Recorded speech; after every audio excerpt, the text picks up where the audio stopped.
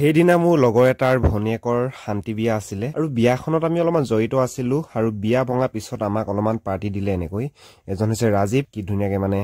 গাহৰিখিনি আমি এতিয়া বনাবলৈ লৈছো মই বনোৱা নাই বিশেষ ৰাজীৱ এটি বনাইছে আৰু যি কি নহওক মই মানে ভিডিঅ' হলো কৈ থৈছো আৰু যেহেতু গাহৰি হয় ন আৰু গাহৰি বুলি ক'লে ইমোচন এটাই বেলেগ হৈ যায় আৰু যিসকল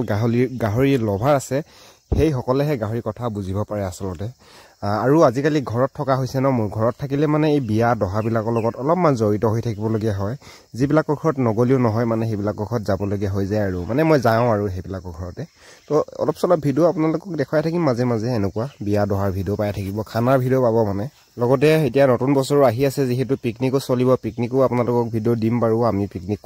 খাবলৈ যোৱা প্লেন হৈ আছে বাৰু গাঁৱতে আমাৰ ঘৰৰ ওচৰৰ নদীতে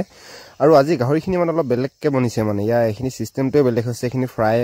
ফ্ৰাই বুলিয়ে ক'ব লাগিব আচলতে ইয়াত বহুত বেছি বস্তু দিয়া হোৱা নাই পিঁয়াজ অলপমান জলকীয়া অলপমান হালধি নিমখ সিমানে দিয়া হৈছে মানে চাওকচোন চাওক ফাইনেলি আমাৰ ফ্ৰাইখিনি হৈ গ'ল অলপ তেলটো বেছিকে দিয়া হ'ল মানে ইয়াততো তেলটো ইমান দিব নালাগে আচলতে গাহৰি বনালে মানে